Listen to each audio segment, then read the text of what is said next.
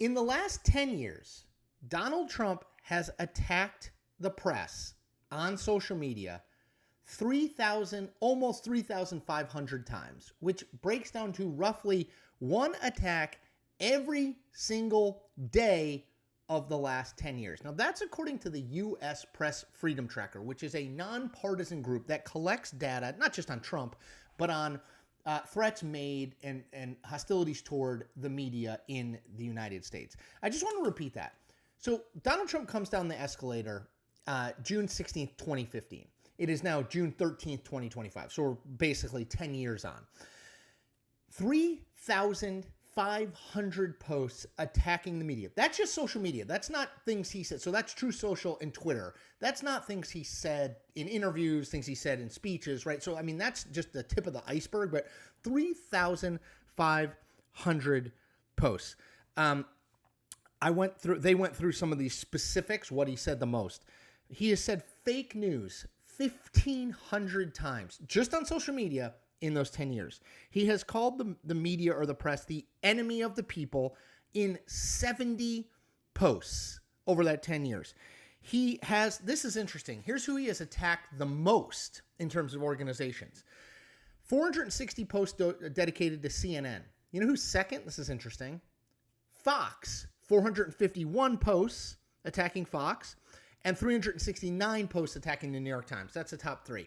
Now, here's what I don't want to do. I don't want to blame Donald Trump solely for the erosion in trust in the media, because I don't think he's solely responsible. I think people were losing faith in the media for a long time before Donald Trump, but I think he sort of poured accelerant on it and kept pouring accelerant on it over and over and over again. This study notes that in 2016, 70% of Republicans said they had some trust in the media. It's now 40%. It's just a total drop off. So, I do think he bears responsibility for this. I do think he bears at least some responsibility for the rising number of threats against the media.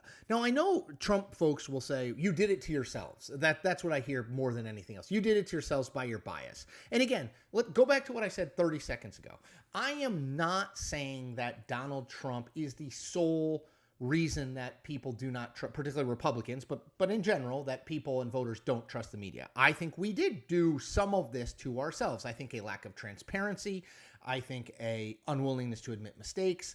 I think, yes, a liberal bias, at least in some part. I always say, look, the truth of the matter is in most newsrooms, it's 85% people who vote for the Democratic nominee and 15% of people who vote for the Republican nominee.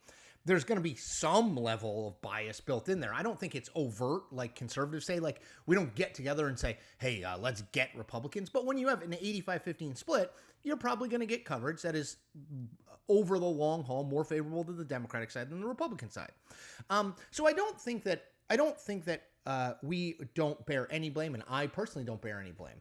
At the same time, I think you have to acknowledge that the assault via social media, via his speeches, his interviews, anytime he speaks in public, the assault that Donald Trump has put on the media is unlike anything we've ever seen before. I mean, he has posted on average one post a day for the last 10 years. That's weekends. That's time he wasn't in office. One post a day for 10 years he has averaged attacking the media. I mean, that kind of consistent attack, drumbeat, repetition has an impact. It impacts how people think about it. The word fake news has become colloquial. People use it all the time in and out of political conversations. And so he's not going to change. He attacks the media, not because he hates the media, because he loves the media, candidly, but he attacks the media because he knows it works, right? Because he knows it riles people up and it plays to their built-in belief that the media is not just not playing fair, but is scornful of them, that thinks they're lesser. So he's going to keep doing it for the next 3.5 years. What worries me, candidly, is can we get back from this place? How do we build back? Because even if the media does work on trying to be, I mean, people like me, try to be as transparent as possible. Try to explain to you where I'm coming from. Try to explain when I make mistakes, how I made them, etc. Even if big corporate media takes that on, I'm not, in the next couple of years, I'm not sure that that's going to change things, because you're going to have the president of the United States in the bully pulpit making another, I don't know, 1,000 posts about how terrible the media is. And that's going to continue to sort of worm its way into people's brain. R.F. Kennedy Jr. reference. So this is the situation. I think we have to acknowledge it. I think we in the media have to think, okay, what can we do? We can't control other people, but what can we do to make things better? I always say transparency, transparency, transparency. That to me is how we do this. We tell people what we're doing, why we're doing it, how we drew our conclusions, and when we get it wrong, we admit it. But I will tell you, I mean, this is a massive problem. When you have the president of the United States consistently expressing hostile views and threatening at times the media, you're going to get what we have, which is no one trusts the refs. And if we don't have refs, we don't have a game.